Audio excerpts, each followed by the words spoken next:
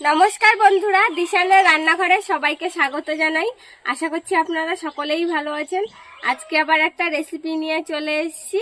আজকে থানকুনি পাতা তুলতে এসেছি। দেখুন থানকুনি পাতা দিয়ে রেসিপি করব, দেখতে থাকুন ভিডিওটি। এখানে প্রচুর থানকুনি পাতা হয়েছে।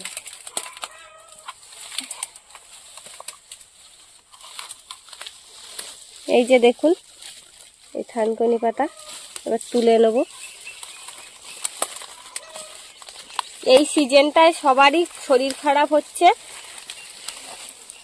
সেই জন্য ভাবলাম আজকে একটু থানকুনি পাতা তুলি, রেসিপি করব।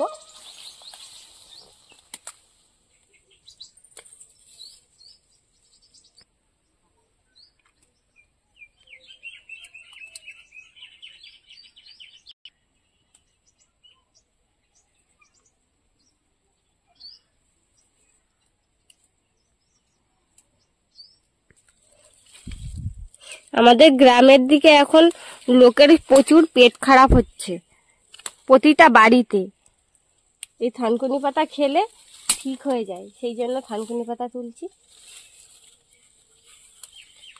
থানকুনি পাতা বাটা করব আর তার সাথে গাটি কচু দিয়ে নদীর পাঙাশ মাছ রান্না করব। আপনারা ভিডিওটি দেখতে থাকুন। আমি এবার এই গাটি কচুগুলো কেটে নিচ্ছি। আমি মাছগুলো কেটে ধুয়ে নিয়েছি, এবার মাছগুলো ভাজা করে নেব। মাছগুলো লবণ হলুদ মাখিয়ে নেব।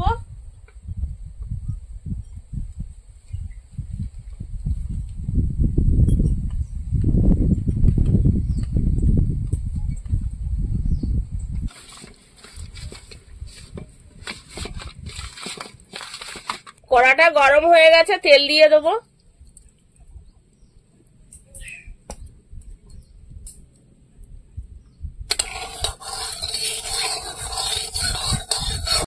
তোর মাছগুলো ভেজে নেব।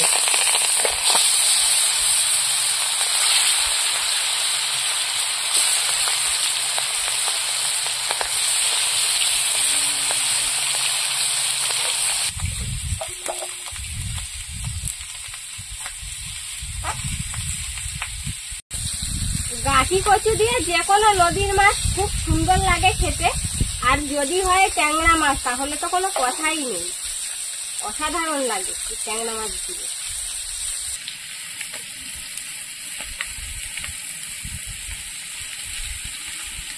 এদিকে আমি থানকুনি পাতাগুলো ধুয়ে আর জল ঝরাতে রেখে দিয়েছি। কচুটা কেটে নিয়ে তারপরে বাটা করবো। মাদিকে রান্না করতে লাগবে, তখন আমি বাটবো।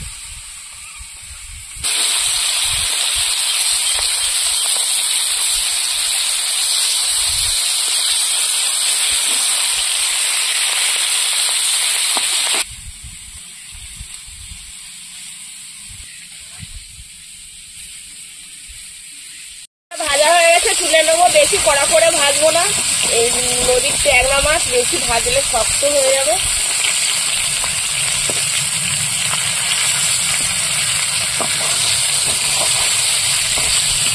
তোমার কচু কাটা কত দূর? এই আর 3-4টে আছে, হয়ে গেছে। আমার মাছ ভাজা তো হয়ে গেছে। মাছ ভাজার তেলের মধ্যে 5 ফোড়ন, পেঁয়াজ, রসুন একসঙ্গে নাড়াচাড়া দিয়ে না। এবার কচু দিয়ে দেবো।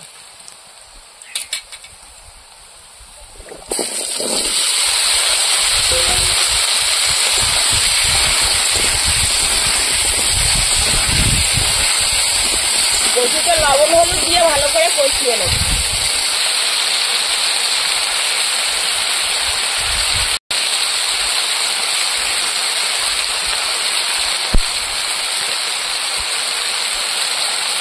কাঁচা লঙ্কা,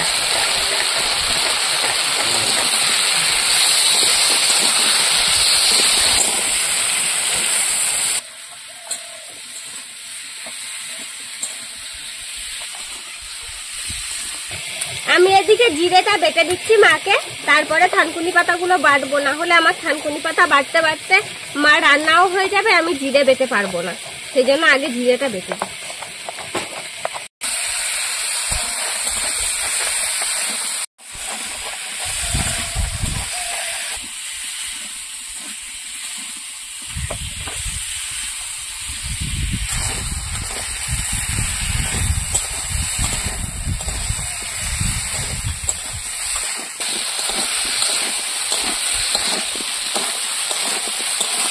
জিরে বেটে তুলে দিয়েছি মাকে। এবার এই কাঁচা লঙ্কা নিয়েছি দেখুন, আর এই থানকুনি পাতা নিচ্ছি। এই কাঁচা লঙ্কা আর থানকুনি পাতা আমি একসাথে বাটবো। আমরা এরকম ভাবেই থানকুনি পাতা বাটা খাই। আপনারা কারা কারা এরকম ভাবে খান কমেন্ট করে জানাবেন।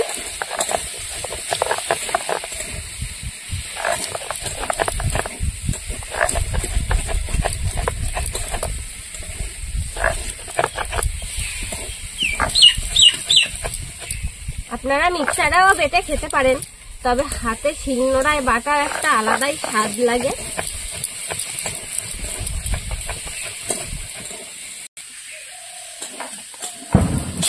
কষানো প্রায় হয়ে গেছে, এবার গুঁড়ো লঙ্কা দেবো।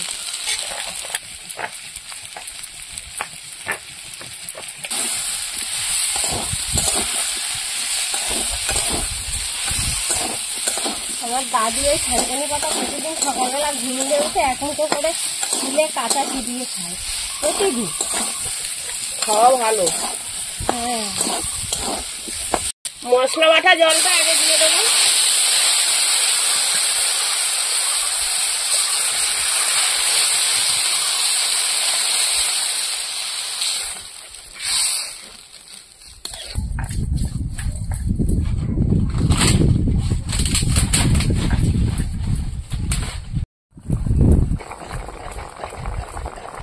ঝোলটা ফুটছে, আমি মাছগুলো দিয়ে দেবো।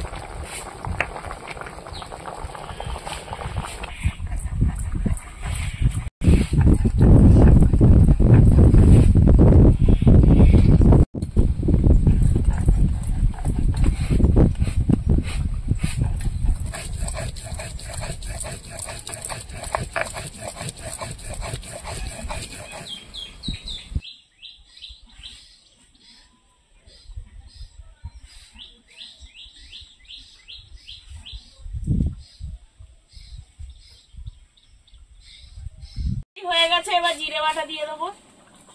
বন্ধুরা এরকম আরো নতুন নতুন রেসিপি দেখতে আমাদের চ্যানেলটিকে সাবস্ক্রাইব করবেন, আর অবশ্যই পাশে থাকা বেল আইকনটি প্রেস করবেন, তাহলে আমরা নতুন কোনো ভিডিও আপলোড করলে নোটিফিকেশন আপনাদের কাছে পৌঁছে যাবে। 2-1টা কচু গলিয়ে দেবো, ঝোলটা ঘন হয়ে যাবে, খেতেও ভালো লাগবে। কচু দারুণ সেদ্ধ হয়েছে। এবার তরকারি নামিয়ে নেব।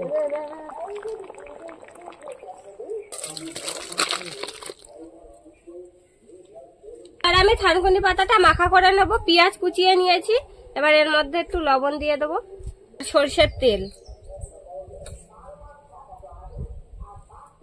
গরম ভাত দিয়ে খেতে দারুণ লাগে, আপনারাও খেয়ে দেখবেন এরকম ভাবে।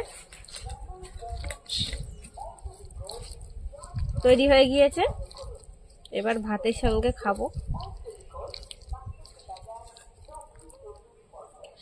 পাতা বাটাটা দিয়ে খেয়ে দেখবো, তারপরে তরকারি খাবো। থানকুনি পাতা দিয়ে ভাত মাখালে পুরো সবুজ হয়ে যায় ভাত।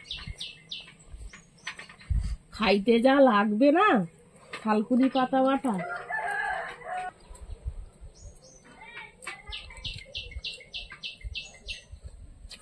এরকম করে বেটে মাখালে খেতেও স্বাদ লাগে আর উপকারও হয়।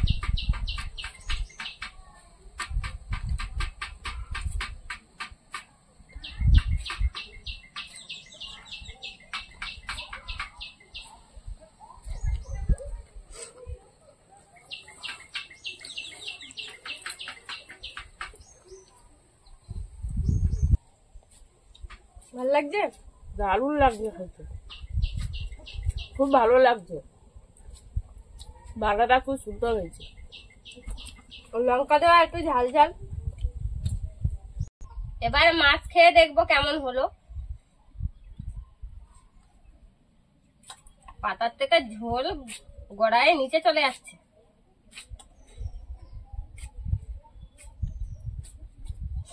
কচুটা এত সুন্দর সেদ্ধ হয়েছে, কচুটা খুব সুন্দর সেদ্ধ হয়েছে।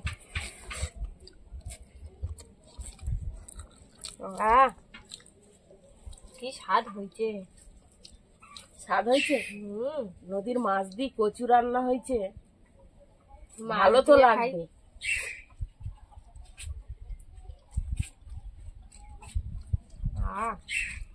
দারুণ স্বাদ, দারুণ, খুব সুন্দর হয়েছে। আর মাছটা আরো স্বাদ আছে ভালো। মাছটা স্বাদ আছে ভালো।